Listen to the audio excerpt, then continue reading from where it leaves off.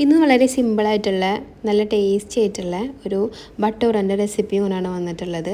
അപ്പോൾ എന്നും നമ്മൾ ഈ ദോശയും പുട്ടും ഒക്കെ തിന്ന് മടുത്തിട്ടുണ്ടാവുമല്ലോ. അപ്പം നമ്മൾ ഫ്രണ്ട്സൊക്കെ അല്ലെങ്കിൽ ആരെങ്കിലുമൊക്കെ ഗസ്റ്റൊക്കെ വരുന്ന ടൈമിൽ കുറച്ച് എഫേർട്ട് എടുക്കുകയാണെങ്കിൽ വെറൈറ്റി ആയിട്ട് ഉണ്ടാക്കി കൊടുക്കാൻ കഴിയുന്ന ഒരു ഡിഷാണ് ഈ ബട്ടൂര. അപ്പോൾ എല്ലാവരും ഒന്ന് ട്രൈ ചെയ്ത് നോക്കണം. അപ്പോൾ അത് തയ്യാറാക്കാനായിട്ട് നമ്മൾ 1/2 കപ്പ് പാലിലേക്ക് 1 ടീസ്പൂൺ ഈസ്റ്റ് ഇട്ട് കൊടുക്കുക, പിന്നെ കുറച്ച് പഞ്ചസാര ഇട്ട് കൊടുക്കുക, അതൊന്ന് മാറ്റി വെച്ച് കൊടുക്കുക. ദെൻ നമ്മളൊരു വലിയ ബൗളെടുത്തിട്ട് അതിലേക്ക് 2 കപ്പ് മൈദപ്പൊടി ഇട്ട് കൊടുക്കുക, പിന്നെ ആവശ്യത്തിന് ഉപ്പ്, പിന്നെ 2 ടേബിൾ സ്പൂൺ തൈര് ഇട്ട് കൊടുക്കുക, പിന്നെ കുറച്ച് ഓയിലും ഒഴിച്ച് കൊടുക്കുക. ദെൻ നമ്മൾ ആ ചൂടായ പാലിലേക്ക് ഇട്ട് കൊടുത്തിട്ടുണ്ടായിരുന്ന ഈസ്റ്റും ഷുഗറും ഒന്ന് മിക്സായിട്ട് ഇപ്പോൾ ഒന്ന് ജസ്റ്റ് ഇങ്ങനെ ബബിളായി വന്നിട്ടുണ്ടാവും.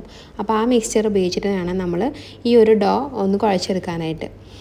അപ്പം നമ്മൾ ഇത് നല്ല ഒന്ന് കുഴച്ച് നല്ല ഒരു സോഫ്റ്റ് പരമായി വരുന്ന ടൈമിൽ ഒരു പാത്രത്തിലേക്ക് മാറ്റിയിട്ട് അതിൽ ഒരു നനഞ്ഞ ടവൽ യൂസ് ചെയ്തിട്ടൊന്ന് റാപ്പ് ചെയ്ത് വെക്കുക ഒരു 2 മണിക്കൂറോളം.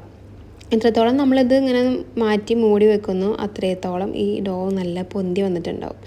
അങ്ങനെ നമ്മൾ ആ ഡോയിൽ നിന്ന് കുറച്ച് ഡോ എടുത്തിട്ട് നമ്മൾ ഇതേപോലെ ഒന്ന് പരത്തിയെടുക്കണം. അപ്പോൾ ഞാൻ ആ ഒരു വലിയൊരു മാവിനെ ഒരു 5 or 6 വേറെ ഒരു കുഞ്ഞു കുഞ്ഞു ബോൾസായിട്ട് മാറ്റിയിട്ടുണ്ടായിരുന്നു. അപ്പോൾ ഇതിനെ നമ്മൾ നല്ല ഒരു ചപ്പാത്തീൻ്റെ പരത്തുന്ന സംഭവം കൊണ്ട് റോളുകൊണ്ട് ഒന്ന് പരത്തിയെടുത്തിട്ട് ഇതേപോലെ 4 പോർഷനായിട്ടൊന്ന് കട്ട് ചെയ്തെടുക്കുക. വേണമെങ്കിൽ നിങ്ങൾക്ക് ഒന്നാകെ പൊരിക്കാനും സാധിക്കും.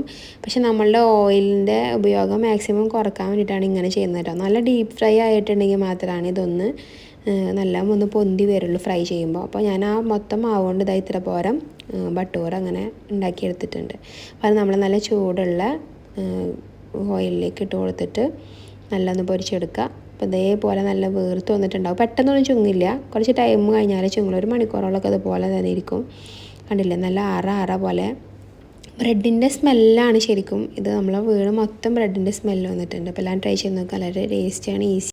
ഓയിലിൽ ഫ്രൈ ചെയ്യുന്ന കാരണം എന്നും ഉണ്ടാക്കാനൊന്നും റെക്കമെൻഡ് ചെയ്യില്ല, പക്ഷേ ഇടയ്ക്കൊക്കെ ഒന്ന് ട്രൈ ചെയ്ത് നോക്കുക. ബൈ ഫ്രൈ നമ്മളെ